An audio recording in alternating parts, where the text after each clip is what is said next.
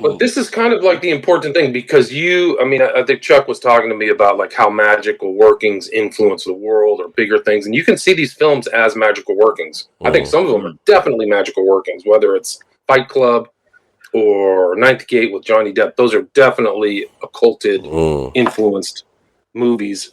But also, like, these guys are doing rituals. The Good Shepherd, all these intel guys are at the tomb in New Haven, Connecticut, doing unspeakable things. And being in this tomb, they're being, like, born again, right? So they're going through an initiation ritual. And these guys are all being suffused into the highest parts of the U.S. elite. I mean, they really are elites. And so those magical workings are influencing these people, and they're going back too, right? I got something going on. Just like George Bush Jr. never missed a Bohemian Grove. Yeah, he never missed going to the Bohemian Grove. That was a part of his routine. He's not a Christian. I mean, he has a different religion. People don't get that. No, and that's exactly the type of conversation I want to bring up that people don't understand. So I want to make this aware as much as possible, and let's just get right into it. Maverick, good morning. How are you? Oh, good morning. I am really freezing cold, but we'll make it. Are you ready for another episode of Hell Hydra? Hell Hydra. Oh, look, you even got the Home Alone gloves. Yeah, I feel like a pickpocket in Victorian England, or like I'm going to, rob a house in Chicago. Yeah, or you're going to break into Macaulay Culkin's house, one or the other. That's right. All right. Fingerless gloves. Yeah, so I woke up, my voice a little messed up still, cough still there. You probably heard it from the last episode we did, so I apologize for that in advance. I'll try not to talk as much and let William Ramsey do the talking, which is something that people have suggested I do anyways. Shut up and let the guest talk. I talk too much, so... Let William speak. Yes, let William speak. That's my bad. So let's get right into it. We have a lot to talk about. Occult ritual magic. Is it real? Is it happening? Is it really in Hollywood? Is it really amongst our politicians and other people that we don't even know about, calling shots in the background, influencing the world? Is it really? Because I bring it up a lot on the show. And I don't know, I talk about it like as if you already know. But in case you don't know, this is the episode to inform you about what it is we're talking about. It might sound like a crazy man talking about, there it is, another number, 33. There it is, 47. There it is. Like in the background, it's like all over the place. The square and compass, what's going on with that? Well, that's what we're going to talk about. Numerology is very important. I mean, William Ramsey is the guy to talk about when it comes to these things. So let's get right to it, man. I can't really talk, so unless you got something else to say. I'm ready. Ready to go? All right. Ready to go. Let's get into it.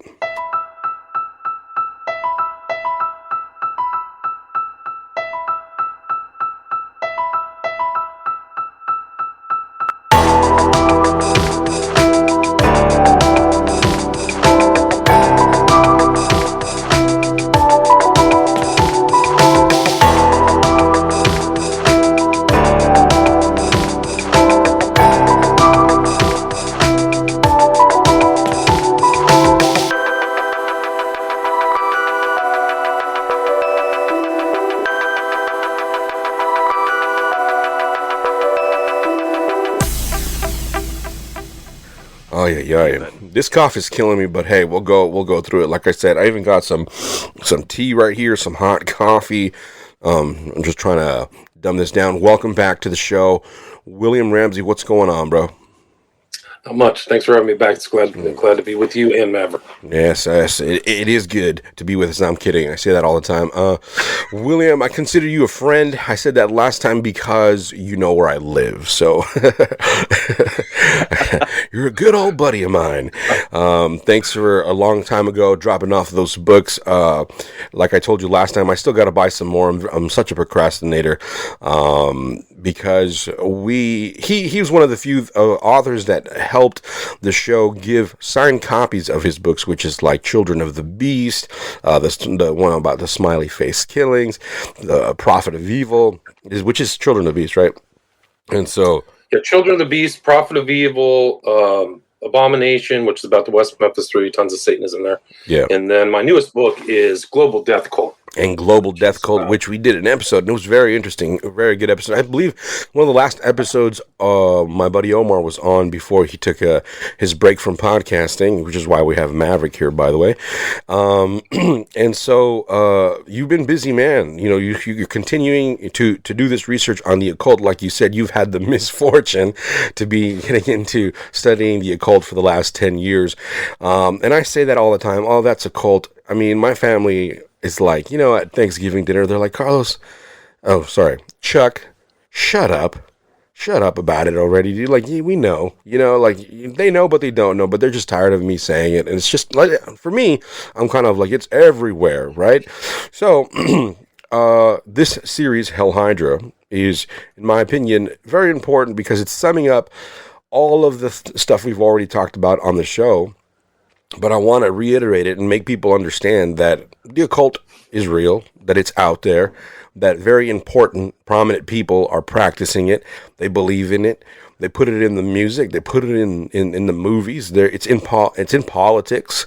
So let's bring some of those numbers, symbolisms, you know, those phrases, those idioms they say sometimes that seem to be, you know, tongue in cheek, but there seems to be a deeper thing going on about it, but I think you would agree, right, William?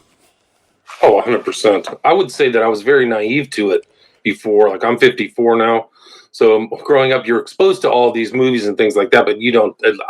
Me at that time, I didn't understand those deeper meanings. So that's probably why the reason why I'm so interested is because I was so naive and didn't understand those things. But they're everywhere. They're everywhere. And I was looking up. Our first show was in 2017, March 24th. Yeah, 2017. That's right. FDR 14. So it's been a while. It's been a while. Yeah.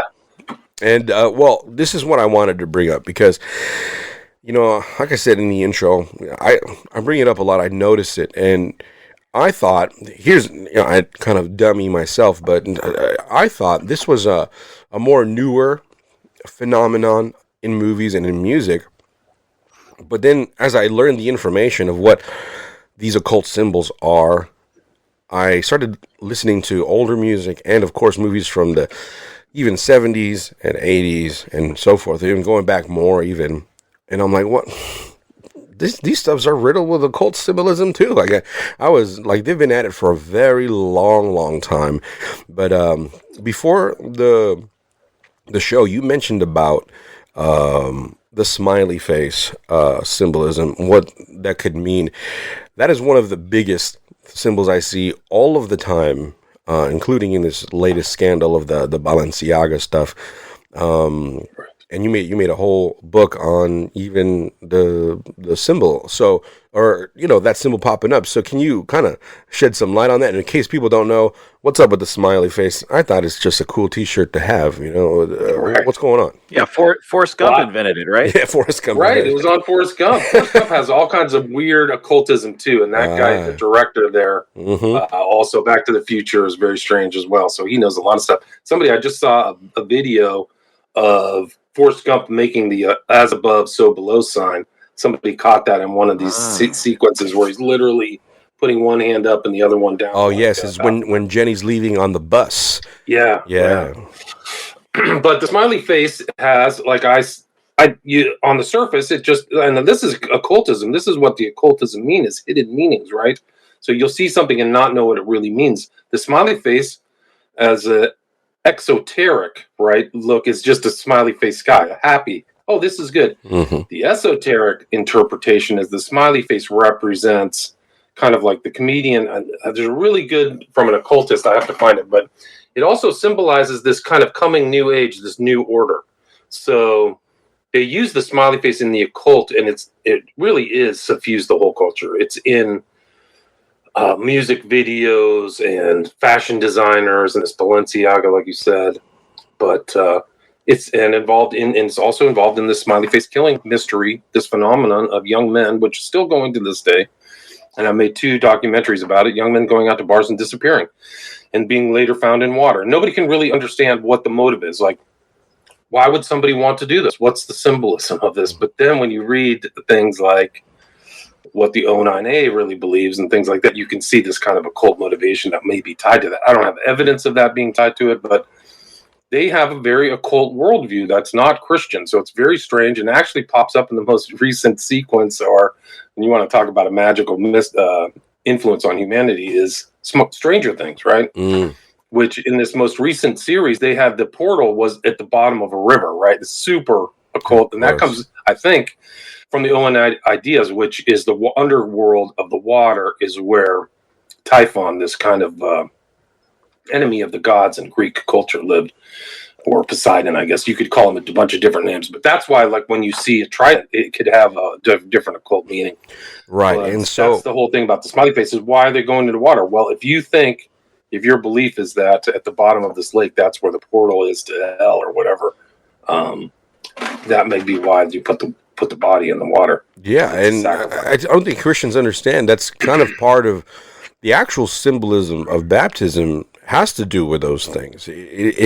That's why baptism is important in the Christian worldview, because it's not just remission of sins that it represents to the Jewish culture. They understood it to also be this connection and this kind of like you're pronouncing to the dark side, you are warring against them, and so it's it's kind of the reverse effect, where instead of you're going into darkness to conjure them up, you're going into darkness to wage war against them. So that's part of actually what the representation of the Christian baptism is. Go ahead, Mav, you had something to say?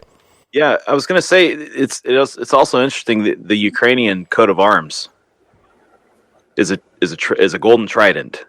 Mm-hmm. So I wonder if there's some kind of connection there as well. Like I'm seeing that all over the place. Even people who are way into it getting tattoos of this golden trident. So you were mentioning the water and Typhon, this connection back to the trident. That just seems to all of a sudden pop up now. Now that blue and gold is showing up everywhere with this trident. So I wonder what they're doing with that symbolism. Right, and I think it's the. They say that in Crowley's. You don't know whether the symbolism is really occult or not. You got to kind of figure out the intent of the creator. Mm-hmm. But I remember in Crowley's book, Liber A is like worship me in blue and gold. So those are his numbers. Yeah. So the smiley face represent this kind of like new aeon. That's the whole thing about the smiley face, the occult meaning. And there's an occultist I came across who really distilled the use of that smiley face really well. I'm trying to find it. Yeah. William, real quick, did you see that new movie? It's called Smile. Yeah. I thought it was interesting. I was like, well, that's that's obvious as it gets as far as smiling entities and wanting to possess a human body and all that good stuff. So that was interesting to me. But maybe let's peel it back one more layer before we get in deep into the occult and all that stuff. What is it that they believe an occult ritual is, these people in the occult? Like, why are they doing an occult ritual? And what supposedly gives it its power to work in society? Right. I mean, it's a good question. Like, what is the idea of rituals? Like, even Christians have rituals, right? So most religions have some type of ritual format. Right. So I would say that these rituals are in the propagation of whatever their ideas are. And you can see it suffused through all these different places, at least in the U.S. There's so many places where these guys, elites or things like that, are doing rituals. But also... Heads up, California. There's a statewide special election November 4th. Active registered voters will receive a vote-by-mail ballot that they can return at a drop-off location in person or by mail. Rest assured, your vote is secure. You can even sign up to track your ballot. Your vote is your voice. Use it. Don't delay. Vote right away. Get more information or check your voter status at sos.ca.gov. A message from the California Secretary of State. Heads up, California. There's a statewide special election November 4th. Active registered voters will receive a vote-by-mail ballot that can be returned at a drop-off location, in person or by mail. Rest assured, your vote is secure. You can even sign up to track your ballot. Your vote is your voice. Use it. Don't delay. Vote right away. Get more information or check your voter status at sos.ca.gov. A message from the California Secretary of State. Some of these other, if you have a magical worldview, like your idea is that, you're a magician and you're having power over events. Even a movie or a song could be considered in those views a magical working. Or, maybe there's rituals involved. And you talk about stories about like in hip hop and things like that, rap world, like there's all kinds of weird rituals going on there that people have come out and talked about. Mm-hmm. So I think that these ritualized events, usually done in secret, are an important part of people who are into the occult, flat out Satan worship or anything like that. I think that that's the intent. So like, for example, like I know Crowley pretty well. He had something called the Gnostic Mass. And that was kind of like a ritual where they'd have all the candles, they'd have Liber Al, they'd have readings, almost like a religious reading. He actually borrowed the kind of layout of this ritual from the Orthodox Church that he saw when he was in Russia in 1904, I think. Mm-hmm. So that was like the perpetuation of his religion. The Lima was this Gnostic Mass. So I think it had the purpose of bringing people in. And I think that these rituals I think that you can go back into human history and people are doing ritualized things all the time, whether it's a priest class or even in the Old Testament. There's all kinds of rituals back in the old Judaism or, pre-Second Temple fall type stuff. So I guess my point is that it's very satisfying for the people who are involved in those kind of rituals because it revivifies their ideas. And then I think there's probably a greater purpose of solidifying those ideas and putting them out into the world, I would say. And I think they're with the secularization of the world that's been happening over the past 100 years, people are starved for any kind of spiritual experience or some sort of connection to something that is beyond this world. So you almost have had a fertilization of the ground for a long time, at least for the last few generations, where people are clamoring for something more than just the physical or the secular. So when they see anything with power, they start to move that direction, whether they really recognize it or not. At least that's what it sort of seems like. 'Cause there are people who are into those things, but if you ask them, they say, "Oh no, I'm not a Satanist. I'm not an occultist. I'm not this." But that's what they're really into, just because it seems like that's where everyone's being funneled. If you're in those particular areas, Yeah, I've seen that for sure. William, now correct me if I'm wrong. I saw some research that, in their understanding of making a ritual work, what they need is mass consciousness or awareness of the ritual, at least. They might not know it's a ritual, but they want you to participate in what they're doing, maybe most likely unknowingly, because you're watching it maybe through a movie, you're listening to it maybe through a song, and they require in their mind's eye that energy of you, that attention, in order to make their ritual have power. Have you ever heard of that? Does that sound about right? Absolutely, yeah. I mean, I think that's it. Like, mass consciousness is really kind of like the effect of this ritual. So, if anything, you're invading that consciousness and putting a seed inside that. Maybe like, would it be memes or memetics or something like that? Mm-hmm. So, I think that's real. Like, you look at 9/11, that's a huge mass ritual, and I think that the influence and effect of that, and I write about it in Prophet of Evil, is to have that effect upon people, terrify them, traumatize, and manipulate. So 9/11 was super effective. Like, I fell for it. Yeah. And that's that's something I've lived through in our lifetime. That's probably the most incredible public ritual done in history, because everybody watched it. It was Hollywoodized. But think about, like, if you were an old Aztec citizen and you were up watching this person at the top of a pyramid conduct sacrifices to this chaos god or whatever. Imagine how powerful that ritual is. Like, you're probably terrified. You're terrified of the priests. The priests are the ones before the ruler. I mean, that's just an example of like the bloodiest public rituals. But they had Moloch rituals, and you can go back to like Carthage. They had baby killing rituals there too. And so that kind of stuff still permeates human civilizations. I don't know how common it is today, but Crowley talked about child sacrifices. So, I was going to say that's going to be one of my questions, because it looks like society is starting to move that direction with sort of the abortion conversations that happen. And this isn't, it's not everybody who is having this conversation, but there seems to be a group of people who do treat it almost like a sacrament. It's almost like a modern feminist sacrament to accomplish some of these things. So is this the seeding of a future death cult in modern secularism, whether they say it or not? If you're a maintenance supervisor at a manufacturing facility and your machinery isn't working right, Grainger knows you need to understand what's wrong as soon as possible. So when a conveyor motor falters, Grainger offers diagnostic tools like calibration kits and multimeters to help you identify and fix the problem. With Grainger, you can be confident you have everything you need to keep your facility running smoothly. Call 1-800-GRAINGER, click Grainger.com, or just stop by. Grainger, for the ones who get it done.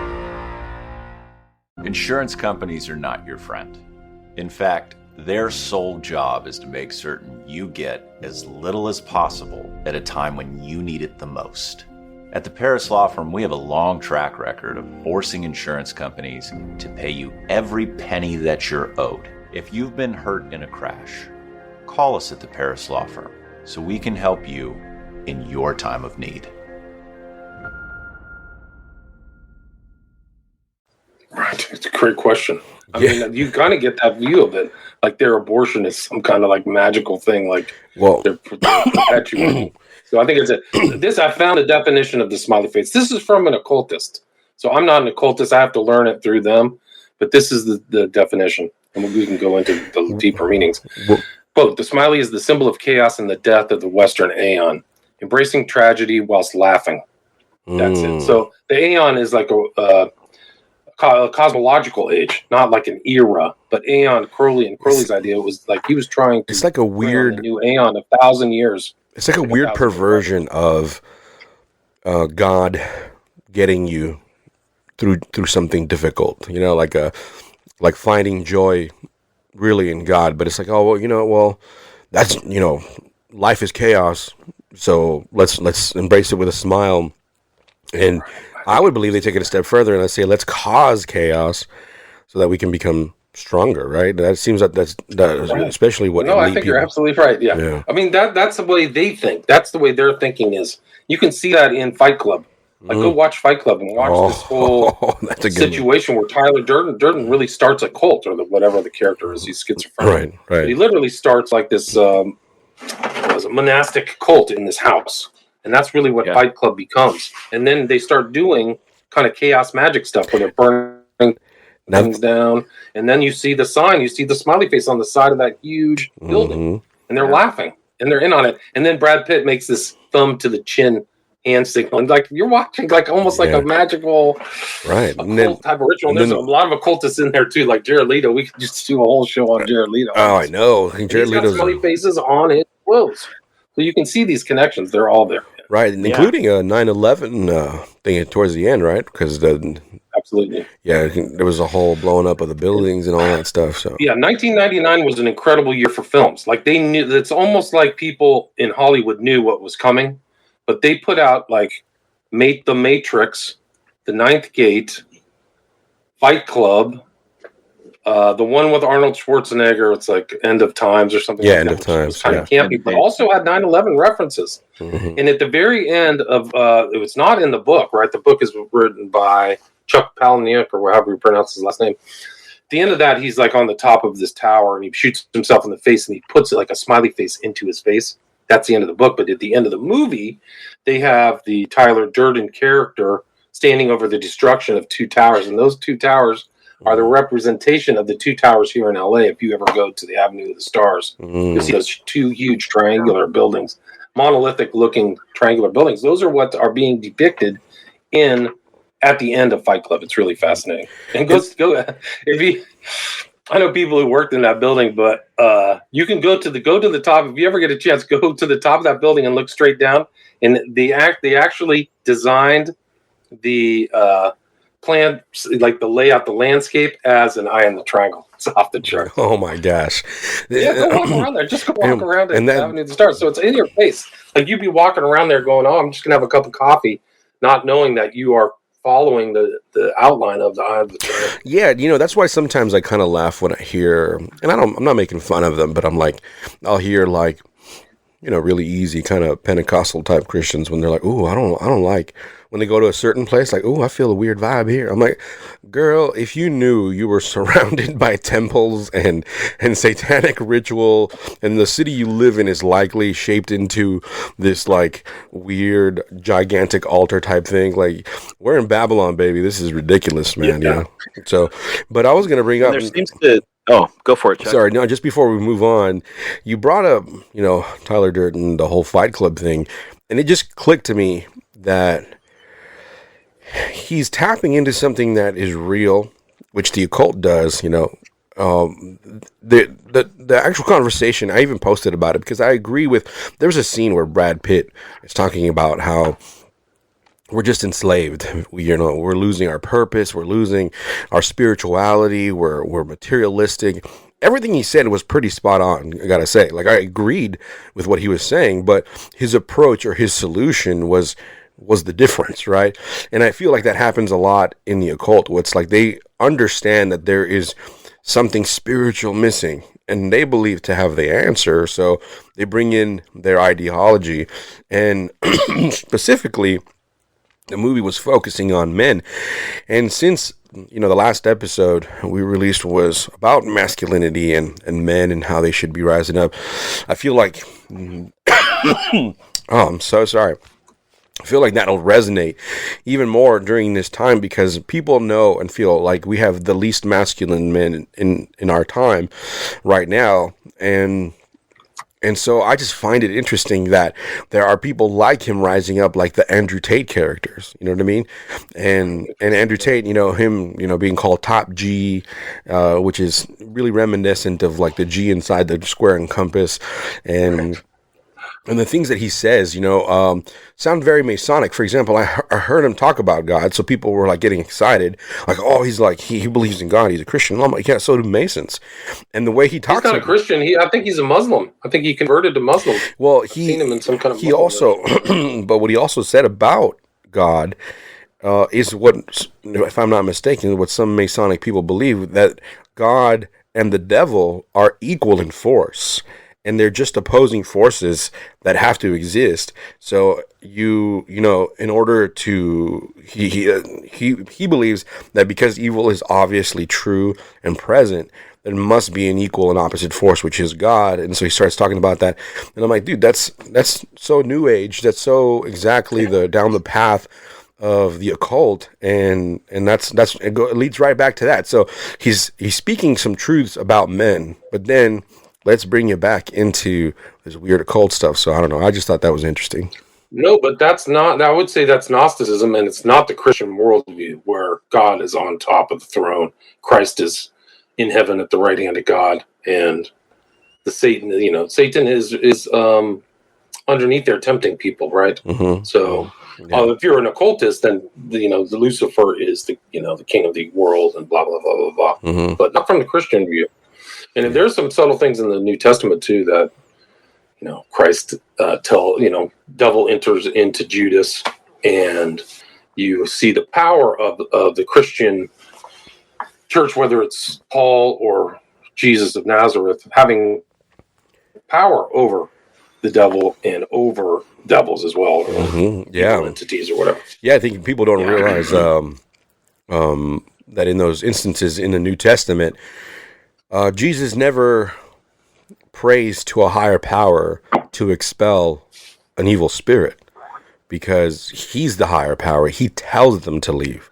He says, "No, you get out of here. You're not even, no." And so there was no, hey, I need to go to a higher, but he was the highest power. So when he told an evil spirit to leave, they left. I mean, there was no question about it. So it was like Legion, right? The Legion goes into the pigs die. Yep. They're asking him for a favor. Let us go into the pigs, right? Right. The Legion ask the Lord that. So yeah.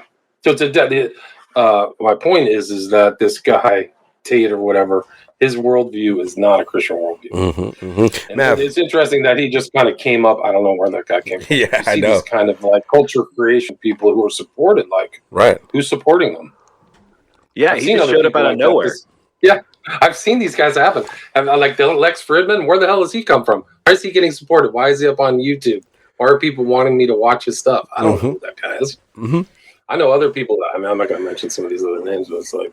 Now let's talk about let's throw some names out there. Let's talk about people that are pretty prominent that you know of, either in music or in movies or in politics, that say some things to you, William, that make you question, like, what?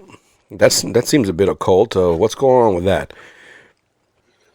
Well, you can see all these political. I mean, I was just watching something about Obama in his kind of Martin Luther King speech where he says, it's the power in between these stones. Super occult. I was like, wow, I can't believe he got away with saying that in 2008. But he's really the one running the country right now. It's not it's Obama. You know, there's so many memes. Tell you a lot. There's so many memes out there that tell me that exactly that. And I was just kind of laughing at, like, Obama's running the world, you know, and all that stuff. And I mean, it's a better job. Really, he doesn't have to do any front stuff. Biden obviously can barely figure out which door to use to leave his house. But he loves ice cream.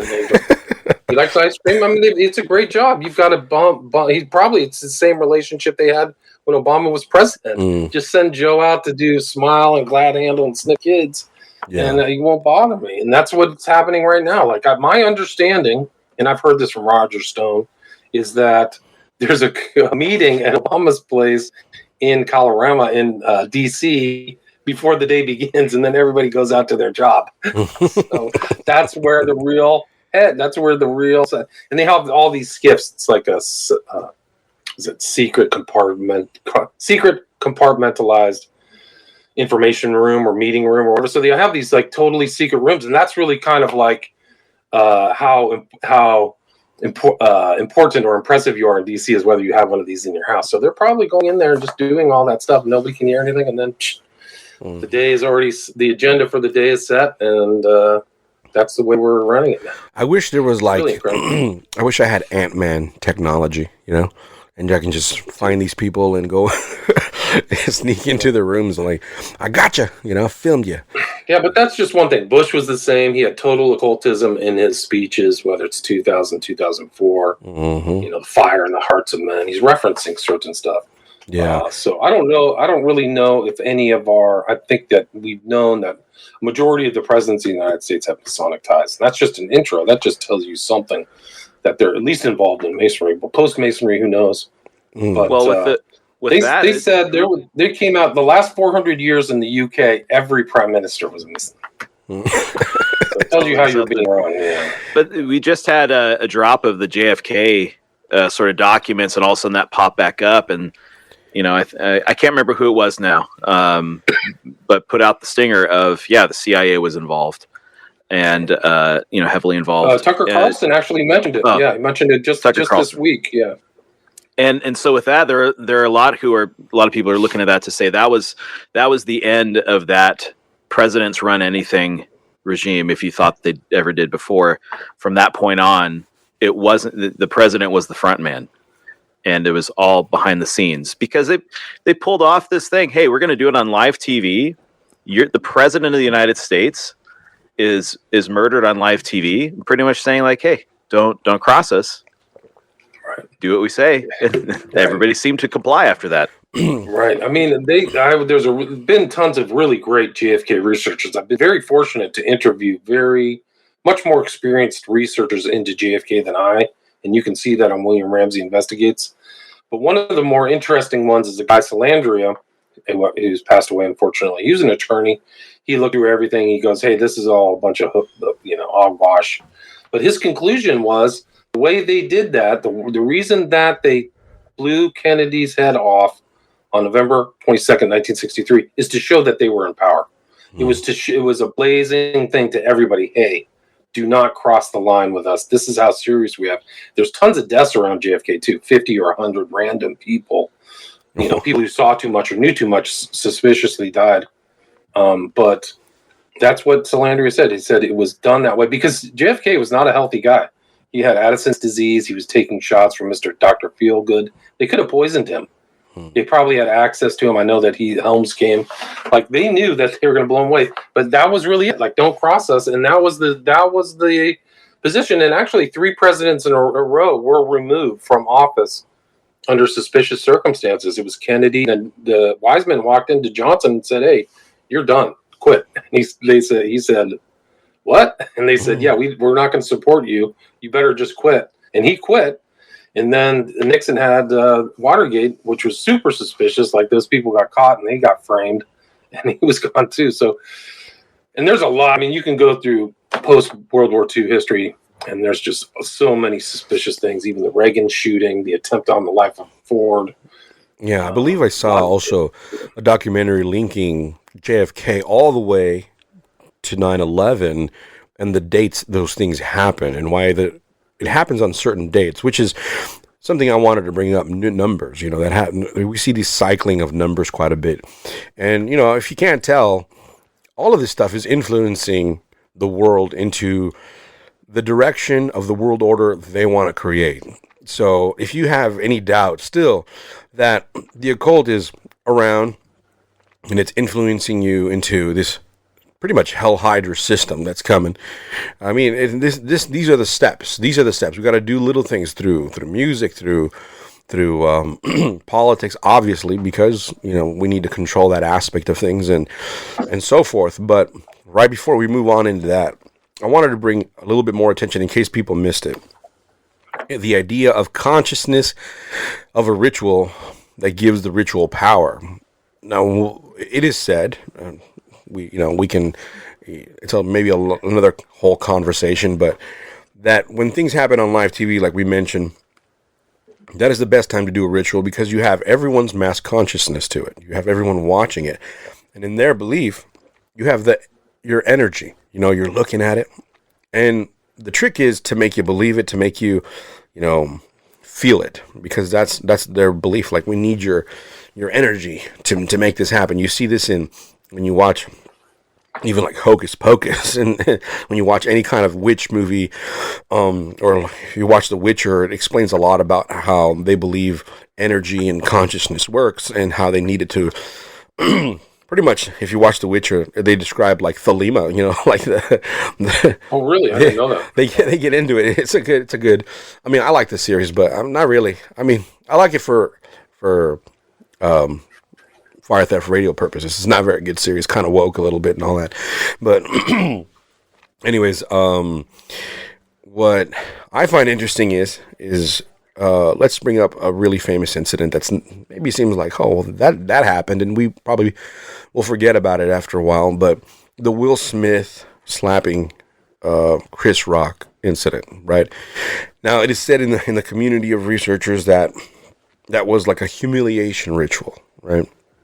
That they were humiliating, because they do stuff like that often amongst celebrities, where they suddenly go through something very public and very humiliating that's nobody knew about for a long time, and sometimes it's speculated that they have to do those things for whatever reason.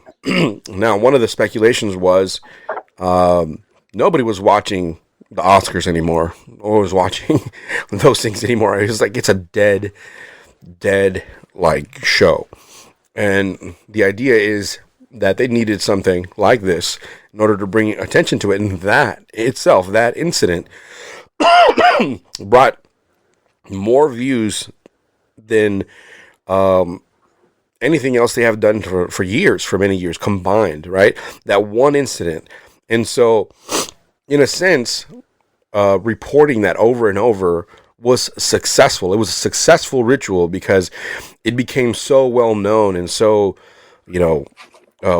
propagandized, if that's the word, that is just, put that show back on the charts, where it's like, oh, now we have all this attention back again. And it's like they require this in order for to move an agenda. So that, it's very important. And these kinds of things, of course, continue to happen. So I just wanted to bring that up because I want people to understand that things that seem just kind of interesting that happen on TV is probably a ritual, including... Scripted. What was that? Scripted, yeah. Scripted. Yeah, it's scripted. And I even felt a little bit that way with the timing of the Balenciaga stuff, because it blew up. I mean, who brought it up probably the most was the Conservative Party, and let's just explode this everywhere, right? And it just felt a little bit weird to me, even though I agree that that stuff is incredibly dark, and they shouldn't have been doing what they did with the whole kids and the sexual references and the Bale references and the smiley face references and all. I mean, we can go on and on with the amount of occult stuff involved. The mind control themes, all that's all there. Yeah, but it was so weird because the masks. Right. I was going to say it's so weird because you look at it and it's like, why this one? This has been going on in so many different areas publicly, MTV Music, all this kind of stuff. It's been everywhere for a long time. So why this? Why is this getting attention?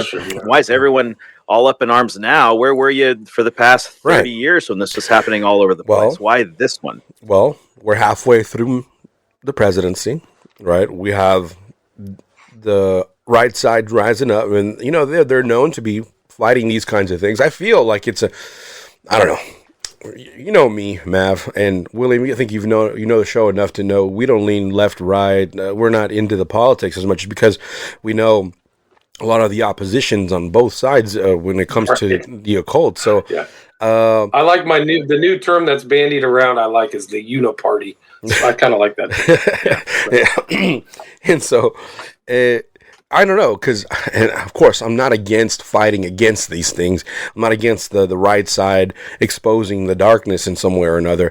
But I feel like it's exactly, in one way or another, it's still a successful ritual, bringing attention to these things and bolstering it up. And, of course, opportunist on the right and opportunist on either side. When something comes about, they're going to just take advantage of this chaos, right, this energy, and then try and push forward their agenda. They're like, see, this is why we need the right in power instead of the left, and so forth. And so, again, it's just kind of like people need to know that this is how the game is played. Both sides play the occult.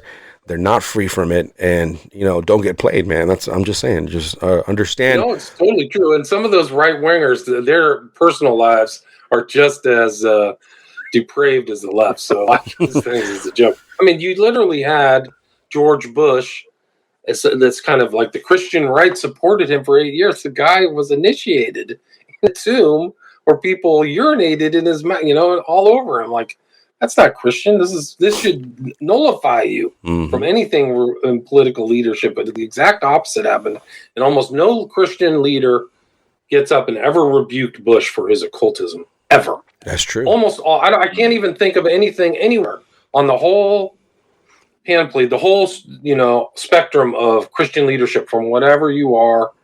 Nobody even ever criticized him or brought up all that connections to himself and his actions, the occultism and numerology and all that stuff. Yeah. Obviously, under him and his dad. I mean, you want to talk about who was really running the Bush administration? Junior Bush. It's probably his dad who died. My first book is really about George Bush Sr. That's what people. If you read the whole thing, it's really about Senior. It's not even. What was Poppy Bush Reagan's handler? Absolutely, he was definitely Clinton's handler. When he died, Clinton was at his bedside, like he was his daddy, like his sugar daddy. I mean, I think that really the real story of Clinton is he really is the offspring of some of these familial groups, whether it's one of the Rockefellers who was always in, like one of the Rockefeller offspring of John D. spent so much time in Little Rock. Like that used to be kind of a vacation spot. I think it still is in the Midwest. Clinton has some relationship. His real parentage is fake. Like, it's totally fake. He's supposedly his father is Blythe, but somebody looked into it and said that Blythe was in the army in Italy for the time when Clinton was born. Like you have to have the time frame, right? Because it takes 9 months of gestation. Blythe wasn't even on the continent, so he was a convenient person they used to say that's the father. He ended up dying conveniently because he died in a car crash. Yeah. So that was supposedly his real father, and then Clinton was his stepfather, so he got the Clinton name. William, but he has a weird privileged background that doesn't belie his parentage. His mom was like a cocktail waitress. Like she doesn't have. How does this guy somehow get to Georgetown, then to Yale Law School, and then to at 29 become the governor of Arkansas? It doesn't add up. Yeah, man. That matches up with a lot of Obama's history as well. You know, they want to make him like I grew up in the, the tough streets of Chicago or whatever, but it's pretty much a trust fund kid, right? Tough streets. Well, that's another mystery. It's another mystery. He's a very mysterious character too. Yeah, there's some picture with Obama sitting on Poppy Bush's lap too, as a kid. Surprised. Bush was friends with his father, or his stepfather, I guess it was. They were working on some operations or something in Indonesia. I don't have anything that I can document to point to, but I remember hearing an interview where they were discussing those. I think that goes back to the theater, to the scripting, that we think that, or we're told these different stories and things where people come from and where they rise up and take power, and it's supposed to be inspirational, and they sort of build a legend around people. But the reality, I hate celebrity speeches like "dream, almost. Keep going." Yeah, but interesting that you use the word legend, because that is a term known to be used in intel circles, where you just create this fiction behind a character like Oswald or something like that. So they all have legends. Even George Bush Jr., his background is strange too. Like, he was AWOL for a year. Where was he? Nobody knows where he was.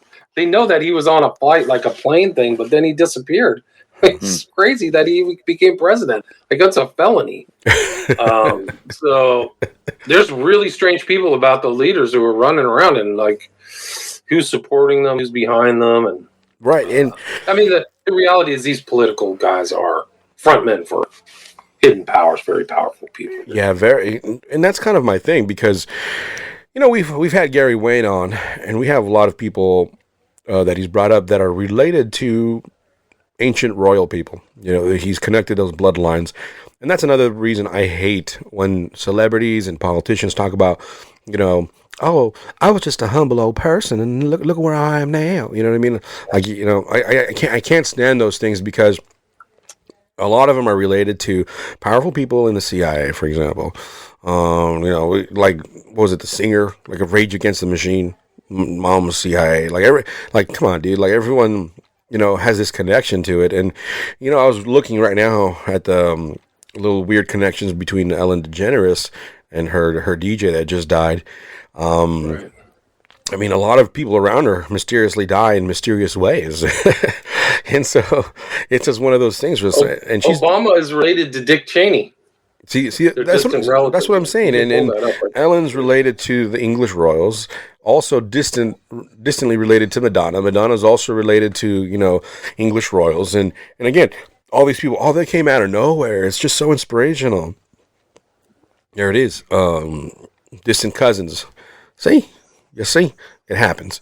And so there's a speech where he's talking, and he mentions, it's a very interesting speech by Obama, because it's a total exoteric speech. Mm-hmm. He's talking about how he's related to Dick Cheney, and then he mentions this guy name that nobody on earth knows, but he was a bonesman. He was from Yale, so like he knows what he's doing.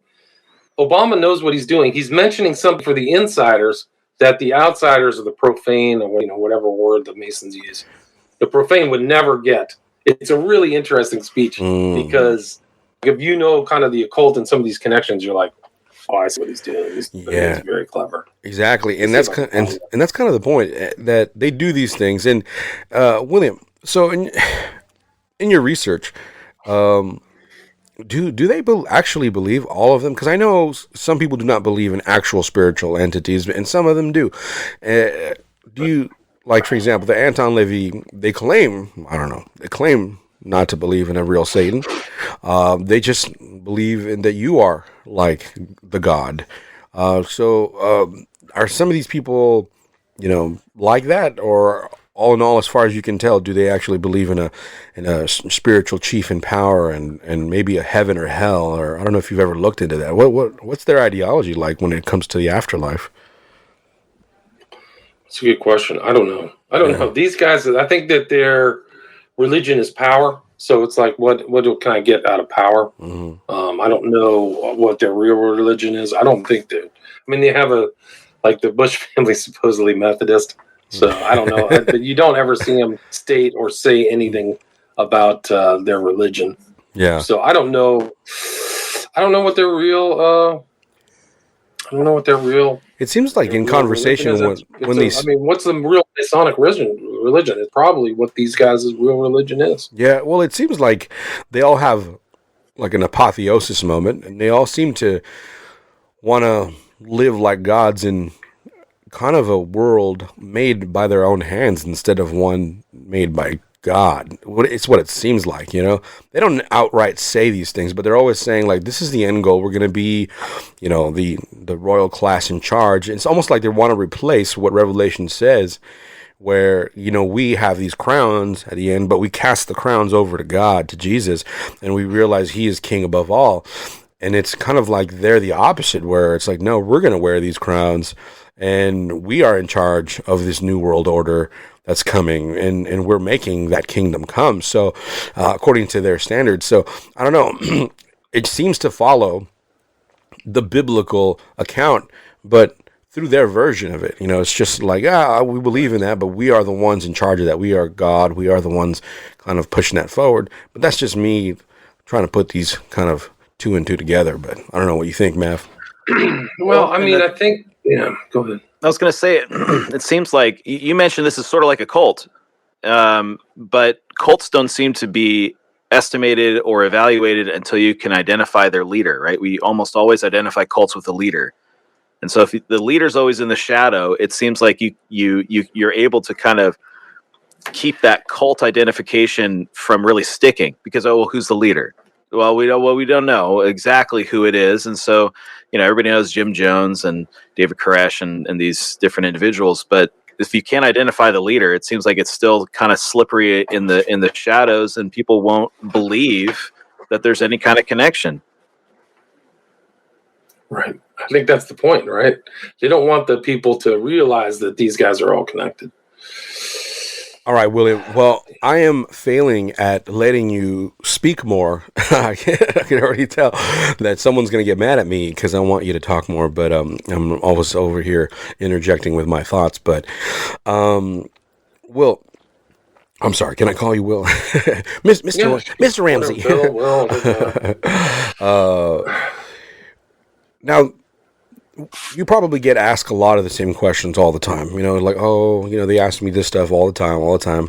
And then maybe sometimes you want to get something out there that you think is incredibly relevant and important to ritual magic or you know, oh my gosh, what's his name? The guy that started the Thelema religion. It just escaped my mind right now. Oh, Crowley? Yeah, sorry. Aleister Crowley. And all of these things, you know, you might be bringing up the stuff that people are always interested in, like, oh, the smiley face, oh, yeah, things like that. Is there something that you would love to share that just people don't really ask you? You know, they're just like, oh, they never asked me. And maybe we don't ask because we don't know. And so is there some knowledge that you'd like to share that I just don't know and I never touch because I've never been down that path? And, you know, you've done this research more than I. So, you know, anything like that. I mean, there's a lot of my books, like I talk about this kind of secret societies, secret connections, but I would say that right now, they're the globalist types, New World Order, One World Order types are really gunning forward. And we're at 2 years into their agenda of 2030. So the next 8 years are going to be very interesting. People need to be very aware. That's what I would say. I think so. This is just, the shots are just their first kind of... their first layout to like that. Well, it depends whatever's next. You got to really watch out for this. They're very sophisticated. They have the best minds to talk about behavioral psychology. So you really need to be very firm in the faith because they're going to try to manipulate. I mean, they went after people's jobs to take the shot. Like they're the lowest of the low. Like they know that that's people's weakness after they set up a system where everybody's working paycheck to paycheck. Did you see? Get you on that. So this is a longer agenda.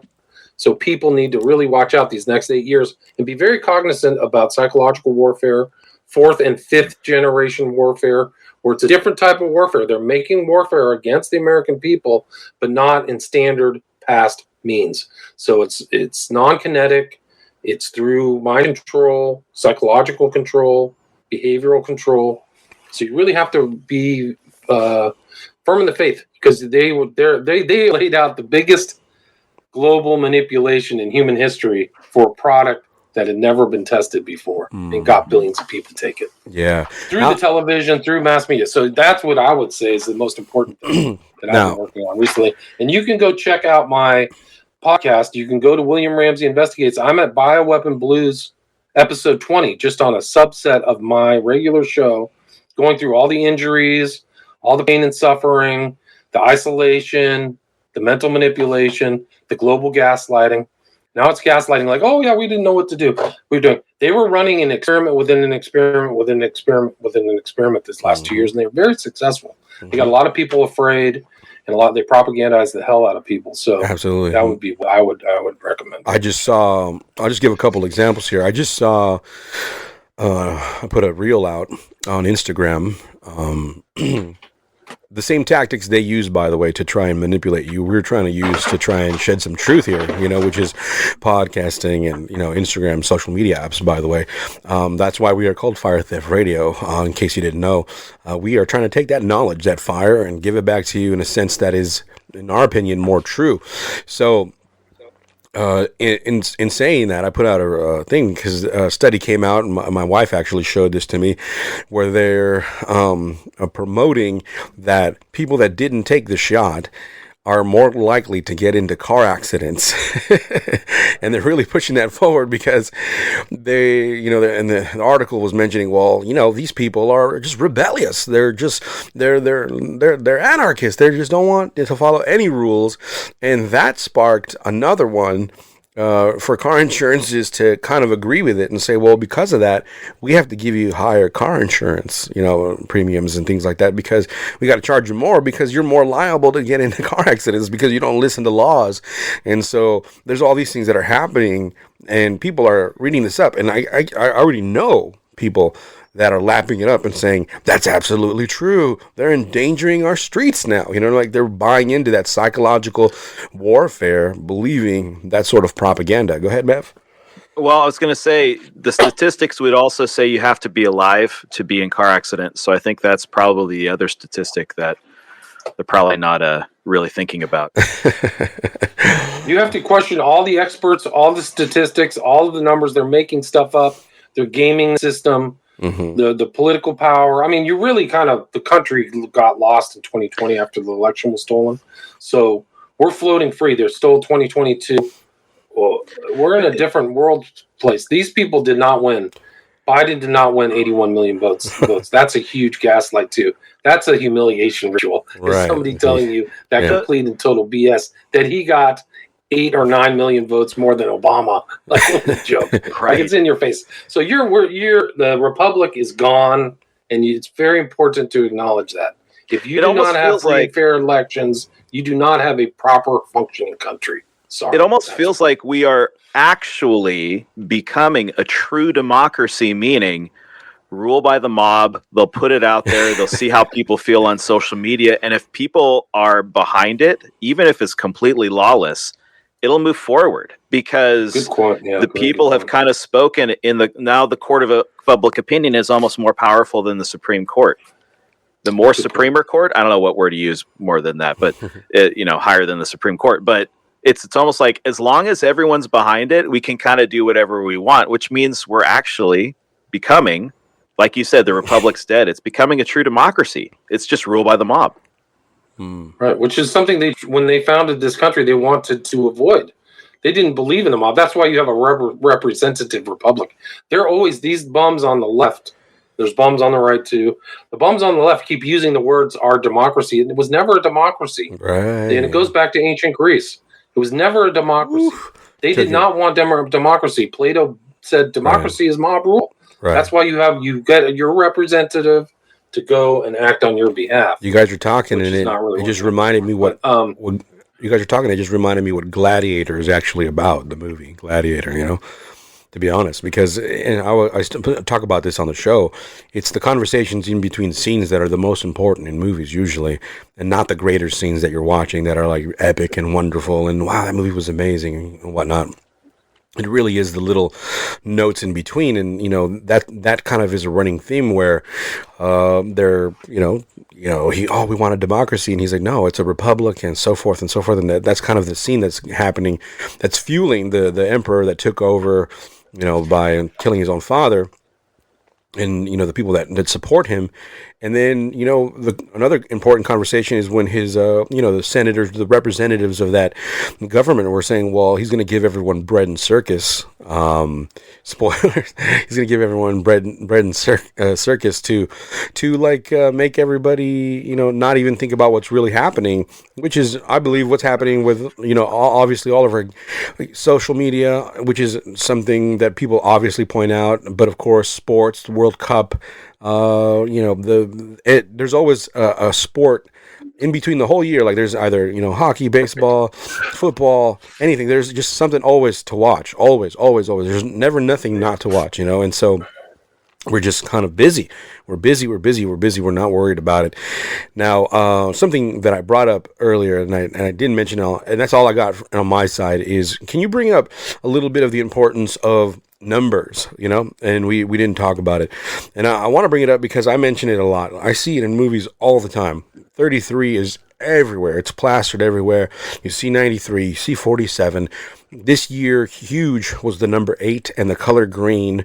Colors are important to the occult as well, and all that stuff. The World Cup little thing is an 8, the symbol of infinity, and so forth and so forth. And they actually used an 8-pointed kind of like star for the World Cup. The little divider between the scores has a little,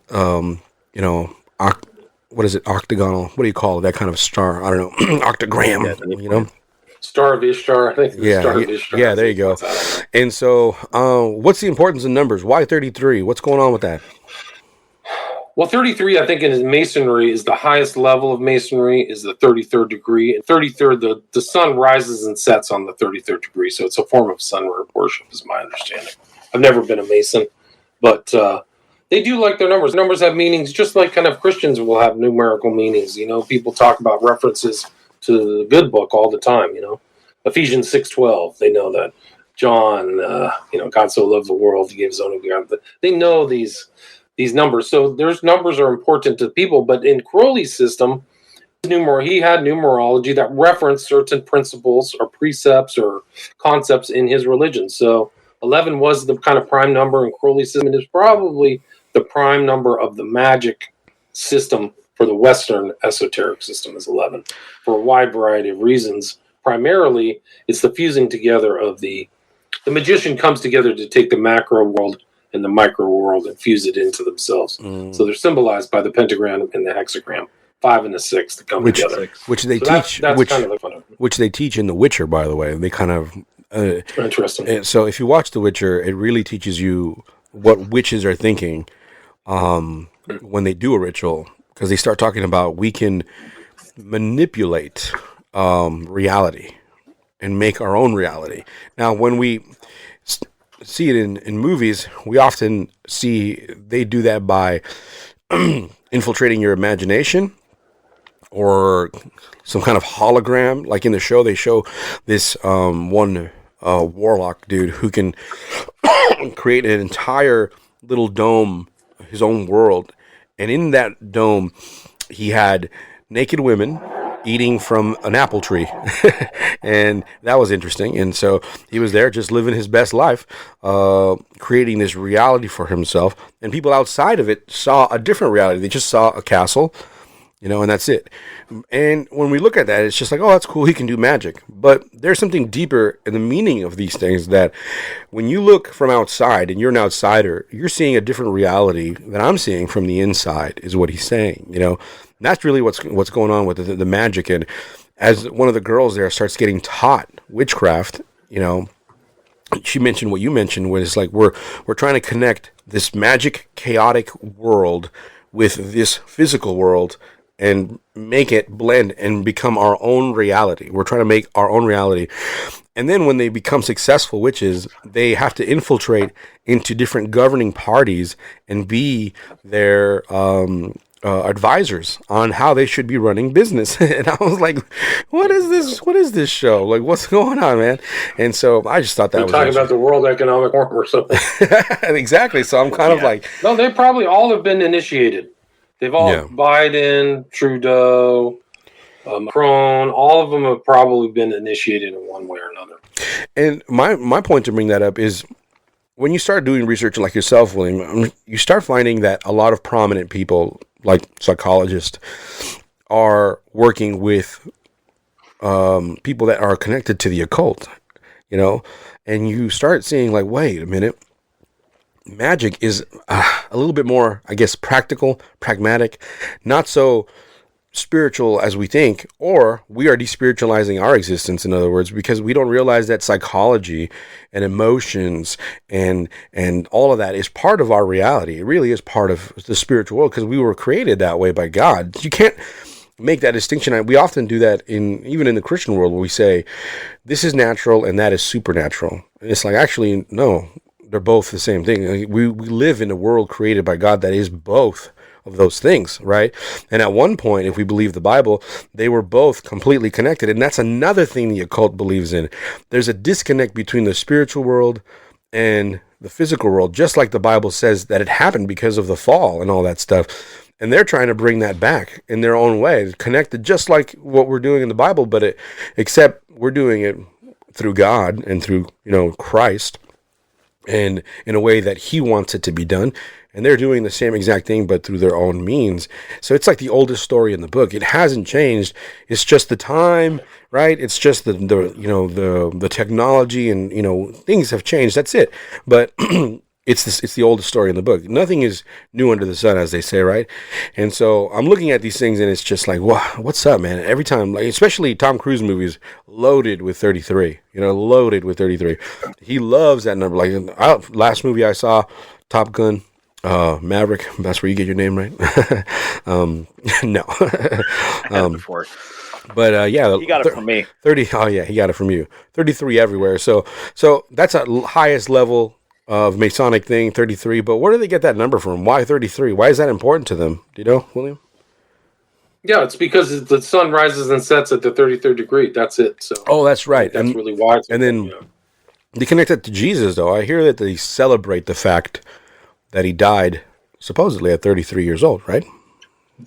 Yeah, so... Yeah, I don't know. I wouldn't. Yeah, that's there's a lot of stuff that they know that we don't, but that's the stuff that you can kind of ascertain. Right. I mean, they supposedly give false meanings to the public. Like they talk about, Albert Pike talks about giving false interpretations of their religion to the public. They also talk about how the Masons will be the ones appointing everybody into positions of power. So they were thinking, like, we're going to appoint our own people in, this is back in the 19th century too, which would lend the credence to the fact of who are these leaders in the United States and the UK? How did they get into power?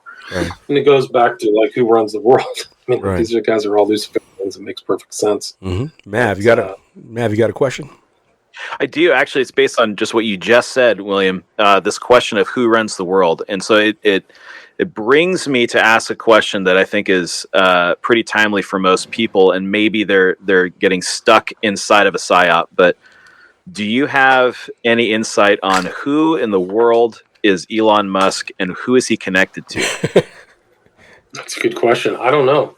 I mean, he has an interesting background. I know he's well educated. His family was wealthier than he lets on.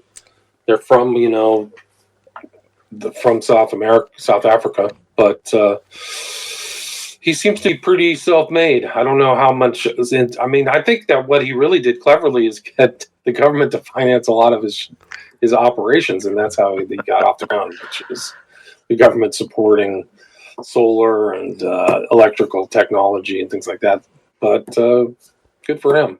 Yeah. But I mean, I don't know what I don't know if he really has.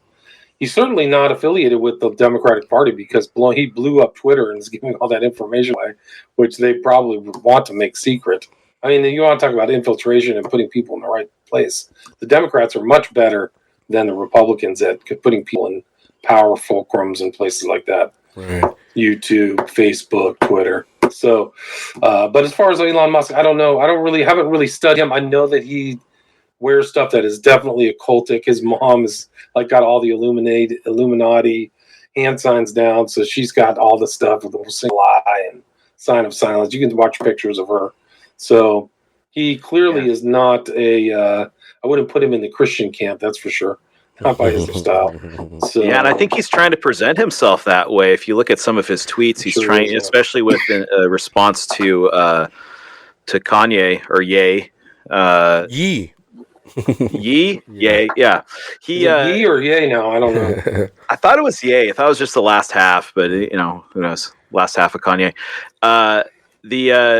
How he's responding is he's sort of putting out things about Jesus and things like that, and yet for Halloween he was dressed like a warrior of Satan. So I don't know what the connections are there, if Jesus is part of his pantheon, or if again that one wife he had where he had the weird baby with the Z name or whatever. She's into the occult. She knows heavy duty occult stuff. She was a Burning Man. She's affiliated with this band called Bring Me the Horizon. Oh, check out her video with Bring Me the Horizon. I know Bring Me the Horizon. What her name was. Mm-hmm. Yeah. No, Bring Me the Horizon has Order of Nine Angles ideology suffused through their stuff. A lot of them. Blues. Yeah. They have a lot of Crowley symbolism, the universal X. Yeah, I was looking back at a lot of bands I used to listen to, and I was like, dang, I'm surprised I didn't conjure up a demon or something, dude. Like, I was like, a lot of Bring Me the Horizon's heavy.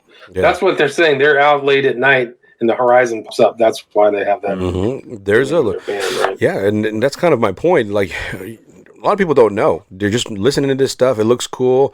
They just see it as a sign of rebellion. Like, it's just art. That it's a sign of rebellion. No big deal. It's to rebel against the establishment. And it's so funny because today I make fun of everybody that used to listen to like Rage Against the Machine and those types of things back in the day. And it's like, it seems like you didn't listen to them enough because now you're completely submitted to this new Democratic Party. And like, it's like, weren't you a Rage Against the Machine guy? Like, this is exactly who you should be raging against, my friend. But it's rage on behalf of the you're in a fascist state. I mean, right now the left is supposedly in power, but it's total fascism. Their public private partnerships and all this stuff is just naked fascism. And them getting involved behind the scenes with these companies is tyranny. It's tyrannical, and it's against the Constitution, free speech. And it's led to millions of people dying. I mean, because they didn't get the right information, because some jerk through the back door Twitter banned a lot of people from telling the truth. So a lot of these people have literal blood on their hands. Oh, yeah. Literal blood on their hands. Indeed, I agree. Mav, any final thoughts or questions before we land this plane, brother? I think a lot of the subject matter that I think is most interesting that you go into is the Aleister Crowley connections with things. I really have enjoyed a lot of the material you brought out about that. Everybody, everything seems to be pointing back to certain figures. Is there anyone who will become an Aleister Crowley sort of figure in our day? Or is it always going to be pointing back? Is there someone today, Damien or is Eccles, it more powerful? Look at Damien Eccles is probably the primary, who's young enough. Some of these people are passing away. Genesis Bureau just passed away. And Michael Aquino died with a bullet shot to the head. Suicide or not, I don't know what happened to him. He died a couple of years ago. So these guys passed away. Damien Eccles is young enough, knows about mega rituals, and is probably the person to watch. Who always references his social media. Like 10% of his stuff is referencing Crowley, talking about Crowley. So now, if people don't know, watch all his friends and all his buddies, Depp, all these celebrities, all these guys, Henry Rollins, people who supported him, Peter Jackson, who's supposedly in a cult. So they're out there. Now, in case people don't know, can you kind of shed some light on Damien Eccles? A little, like, who is he? Well, he was just a guy living in West Memphis, Arkansas, and it was involved in the killing of 8. He's been found guilty twice, actually, killing of 8 young boys. Back in 1993 was when the crime happened. It had all kinds of ritual components to it. He was found guilty 1994 with 2 other guys, Jason Baldwin, Jesse Miskelly. Then there was a documentary done by HBO called Paradise Lost. And it kind of put the case into the public mind. There were 2 subsequent documentaries, so it became a trilogy. And then it became kind of a cause célèbre. He always claimed innocence. And he began to get support from people in Hollywood saying that he was innocent and this whole thing was rigged and things like that. And it led to this kind of public thing about the injustice of what supposedly he went through, which is nonsense, leading to his release from jail in August. I think it was August 2011. He's been out for about 10 years, but he always claimed like, oh yeah, I wasn't involved. But people were saying, you're an occultist, blah, blah, blah. He gets out. What does he do? He starts writing books about the occult, covers his whole body in the kind of script of the Illuminati, and has tons of occult tattoos. And has been seen in the company of some of these people I mentioned, Children of the Beast. And I put a book out about him in 2012. I think it's 10 years old. I still think it stands the test of time. It's Abomination, Devil Worship, and Deception in the West Memphis 3 Murders. That was the last copy I sent out to somebody, a supporter of the show, and they were like, "Oh my gosh, that seems scary. Why'd you send me that?" It is scary. Yeah. It's scary. Funny. And so he's been around. I think he's in New Orleans right now, and he kind of runs he's got I think if you called him a New Age occultist, I think that would stick. So I think that's kind of what he is. So you could keep tabs on him. You can watch his social media. If you want to learn about the occult, you can just follow his social media because he puts out all his knowledge. He actually said on the stand back when he was 18, what do you know about the occult? I can't remember exactly what it said. And he said, I know everything about the occult. So he was very skilled in Crowleyan magic, in Gold Dawn magic, ceremonial magic. He was very knowledgeable about that and really was as a lifelong practitioner. And it's been exposed that he was a member of the OTO, Crowley's OTO, and describes himself as a Thelemite or Thelemite in the OTO's own documents, actually. So, that's something to keep an eye on. Yeah, well, the thing is wow, I couldn't speak there for a moment. The thing is Crowley, I mean, you talk about this in your book, so if people are interested in this kind of stuff, you talk about every single person that was affected or influenced, or not every single, obviously you can't keep track of that, but a lot of these famous people that to this day reference Crowley, just like it's part of their life, no big deal.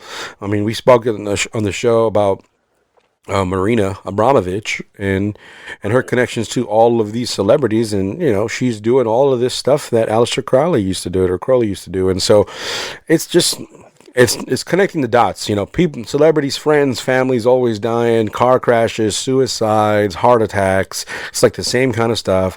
What's going on with all this? It just seems very weird to me. Suspicious stuff. Yeah, Abramovich is tied into all this Balenciaga stuff. She knows all these people, that same group, Kanye, there's pictures of Kardashian with her, with Abramovich, Jay-Z. Kanye was a Jay-Z Rockefeller follower, or he became a member of Rockefeller Records at one point. Mm-hmm. So these guys are in a very small circle with Abramovich. Absolutely. Spirit cooking, blood ritual, pouring blood on the picture of a young child. Like, she is a heavy-duty occultist. Mm-hmm. She denies it, but you don't quite trip and put a downward-facing pentagram carved into your own blood, Right. So that's right. Yeah, no. Well, that's another witch. She's a literal witch. She's a New World Order witch. She's got connections to very powerful people. Mm-hmm. So these are power, and it actually goes back through time. If you look at some of these people who are involved in power, whether it's the King of France, Gilles de Rais, who was like the Marshal of France, who had these occult followers, and a lot of these dark-sided kings, they usually surround themselves with these mystery men or John Dee, things like that. So I think it's keeping in line with history. You said nothing's changed. Go back and look at the Old Testament. Read it from an occult. Like, you could just do a show on the occult Old Testament. Moses battling with Jannes and Jambres in Egypt. The battles against the priest of Baal, right? Which prophet was that? It was Jeremiah or Ezekiel? Elijah. Ezekiel, I think it was. Who was it? Elijah, I think. Was it Elijah? I think that's right. It was Elijah and the priest of Baal. So all that stuff, like these contests between people, who are following the God of Abraham, Isaac, and Jacob, and these occultists is old news. It's old news. Yeah. Oh, yeah. Yeah, you mentioned Moses and battling with the priests in Egypt. One of the things I thought when Will Smith hit Chris Rock, like we were talking about before, is that now we know for sure that Will Smith will not see the promised land because he struck the rock. was supposed to go and talk with him, but he struck him instead. Yeah, and we know the names of those two priests because Paul mentions them. They're just called the priests of Egypt, but Paul mentions them specifically. So that some of that information is lost through time. Like there may have been documents that Paul saw that nobody in present day. Maybe they reference them like we do Crowley. These were influential priests that had continuing followers and information. I just found out not too long ago in the occult, they in a certain sect of the occult, they hold Moses to be a high-ranking magician, and they actually look towards to him as as like he's one of the greats in an occult way, though. And I learned that from the occult rejects who used to be in secret society. I think the Golden Dawn or something. They were rejected. Their one was a Golden Dawn practitioner, the other was in the OTO. Yeah, that's right. I don't know what their kind of status is now, but I've interviewed those guys a couple times. I've been on their show. Yeah, and so I thought that was interesting because again, it goes back to let's take biblical reality and let's twist it a little bit and do our thing with the occult and things like that. But just goes on and on and on, man. It's kind of, I think.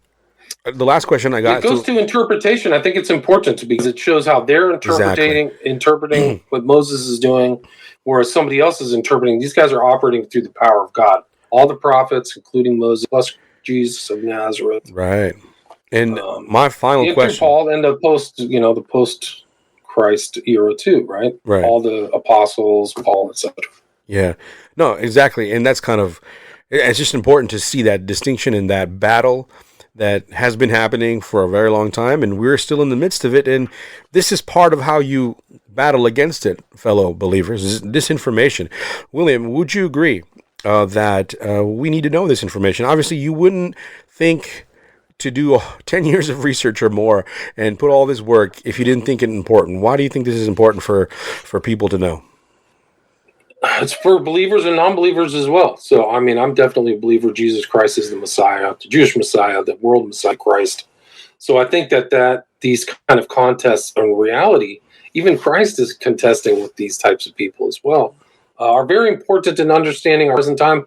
In the past, just like you said, the past isn't really that past. I mean, the past is really present. And contextualizing the past and the present, I think you can see, like I just did, like these guys are contesting against these kind of darker occultist forces where the priests of Baal, which did unspeakable, horrible things, ritual magic for that time. But so I think it's important to know because I think it also provides clarity and contextualizes the story of the New Testament in present day and shows its importance, and it's still valid. It still holds up in time as a way of interpreting culture and society in the present day, and what's good and bad, just making value judgments. Like the occult to me is bad and leads to a dark place, and it's really the head of the occult, really the devil. So understanding these things will help you avoid them as well, right? And not give energy, and they're really energy vampires. So you're not giving energy to it, not being confused by it, not being led astray by it either, or being tempted by it. So I think that just having that kind of knowledgeable clarity, that's why my book's tons of footnotes. Like Children of the Beast has over 800 footnotes, and you can just go back and check it out yourself. Like then you can see, like that was one of the things that it was my own interest is like, is this really real? And I've satisfied my own curiosity. Yes, these people believe this. They have a religion. They act on the religion. They have a magical worldview. Crowley had this idea of transforming the world into a big magical environment. It distilled in the number 418, which is his number for mass world illumination. That's what he really thought. So some of his followers believe that as well. So it's just important to see that, and you see that battle between good and evil, God and the devil, still taking place in the present. Amen, man. That's exactly what I believe. So I just wanted people to hear you say it, because I say that all the time. That's what the show's about. we want all this information. I get it from even family members. Like, why is that even important for me to know? Like, who cares about the occult or it's one of my least favorite answers when I talk to other Christians. Like, all I need to know about is Jesus. And I'm like, I agree. It's good to know about Jesus. Okay. But you're also called to war against evil. And it is just rule number 1 in military strategy: know thy enemy. You know what I mean? Know thine enemy as much as you can. And if you do, you can battle against him anywhere. You'll know, and you'll avoid getting ideologically subverted, because that's what they're trying to do. They're trying to subvert your mind ideologically. If they can pollute Christianity, they will. They a lot of times don't even want to take away your faith. They just want to pollute it with all of their nonsense right in the middle somewhere, so it renders it ineffective. And you think you're a Christian, but you're kind of useless, because you're like, no. You got this other weird ideology mixed in there. And guess what? You were subverted by the occult, and now you think, you're doing all right, but no, you're not, And I've been guilty of that in the past, so I'm just speaking from a place of experience. I'm not trying to bolster myself up. By the grace of God, I think that I know I was able to see these kinds of things because I was so taken and entertained by the media, the world, like the movies, the music. I bought into it hard, and I was a Christian.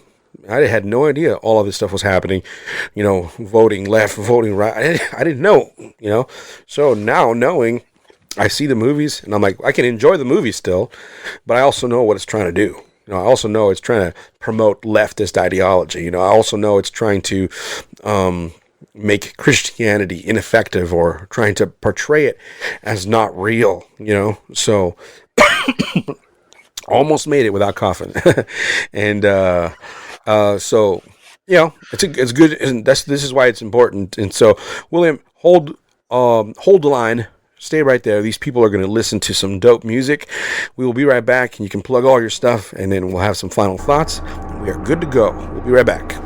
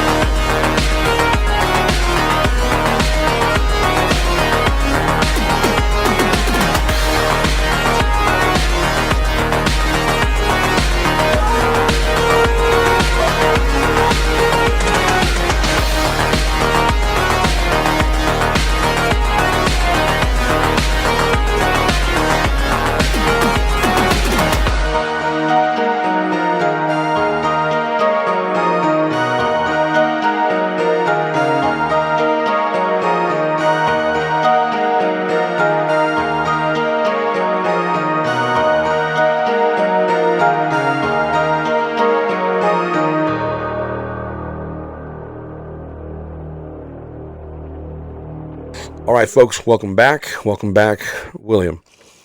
We just scratched the surface of your knowledge. If people want to know where they can know more about Alistair, know more about the smiley face killings, a lot of stuff that you've done, and even this new cult that could be rising, this death cult that's happening, which we also did an episode on, which I highly suggest you guys go back and listen to that. Where can they find your information? Where can they find your books? And go ahead and share that. All my books are available on Amazon. You can get signed copies at WilliamRamseyInvestigates.com. And then I have over 800 episodes now on my podcast, and you can check that out at iTunes gracious. Or Spotify. It's William Ramsey Investigates. You can check it out. How long have you been podcasting? Top 1% of all podcasts in the world. There you go. How long have you been podcasting, William?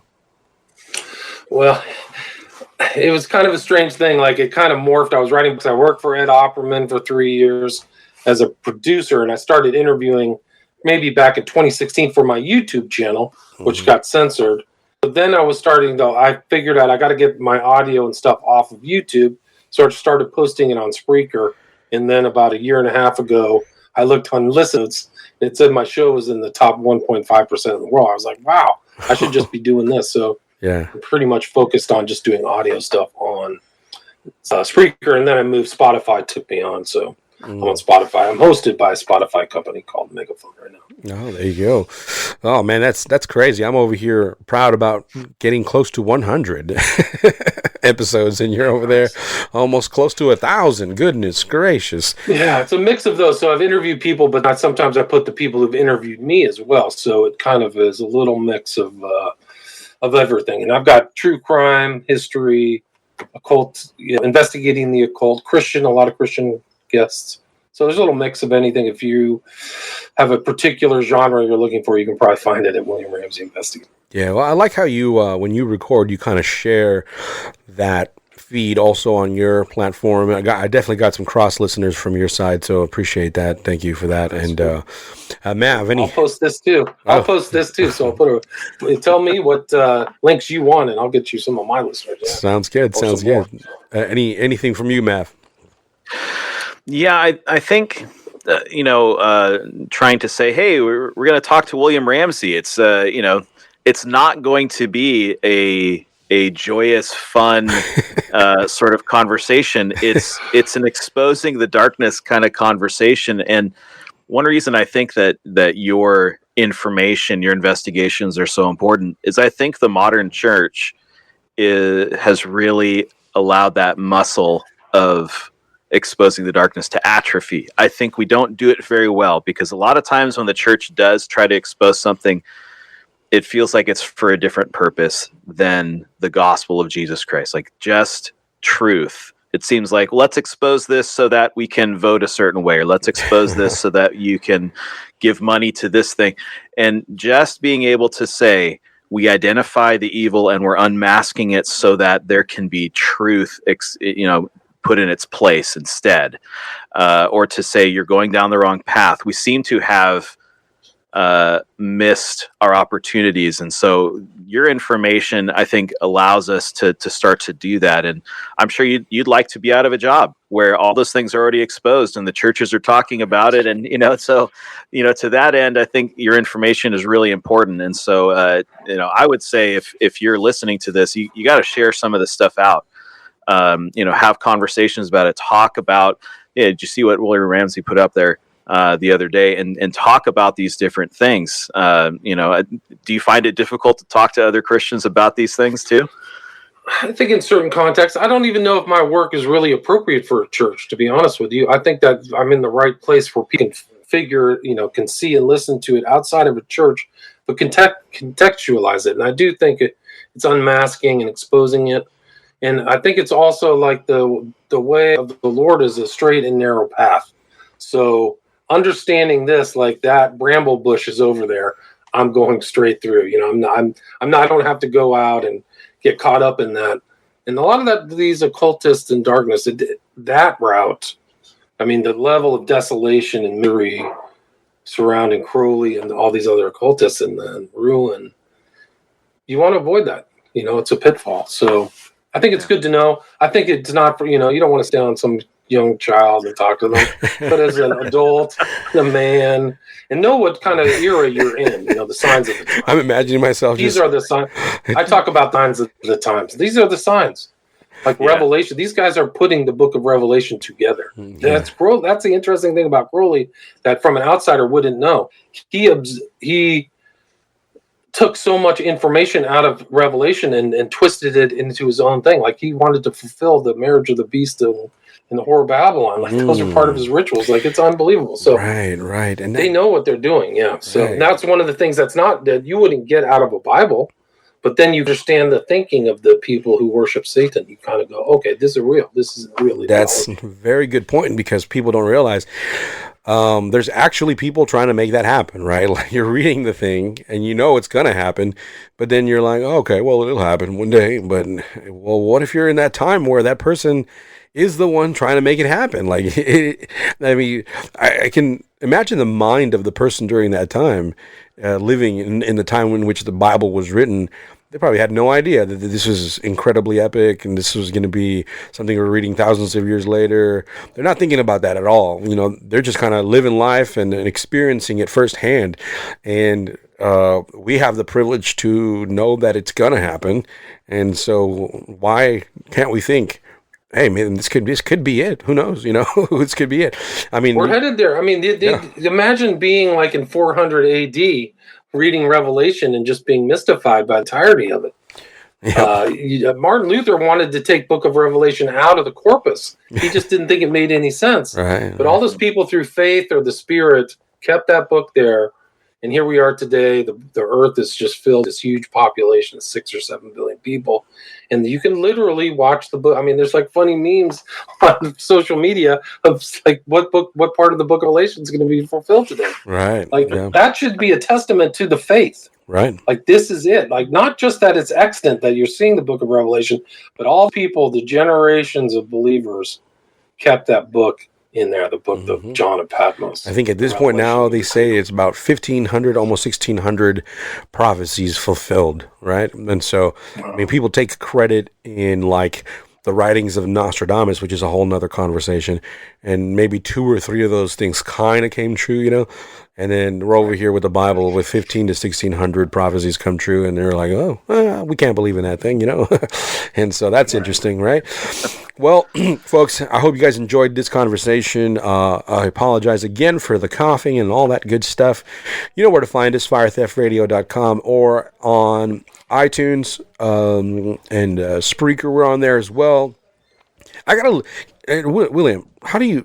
We'll talk after. Well, after the thing, I got some questions for you about Spreaker and all that stuff, see, but you can email us at firetheftradio@gmail.com. Find us on Facebook. Find us on Instagram. If you'd like to support the show, please help us out at firetheftradio.com. There's a support page. If you don't like Patreon or you don't want to subscribe, you don't want to do a one-time thing, you can email us and, we can send you links to go either through PayPal, Venmo, whatever. If you do, the more you do, the more I'm able to get more books. I keep telling William, you were the first books that went. Every time people asked, they were like, I have signed copies of a lot of authors and they were like, we want Williams, and they went out really quick, so definitely would love to give more of those. And folks, if you I'll send you some promotion copies. I'll send you some. I got tons of books lying around. There you go. And so I know where you live. I know exactly. At night. He does. He's the only guest ever to know where. I mean, I think we're the closest as far as guests that I've ever had. We're pretty close. So,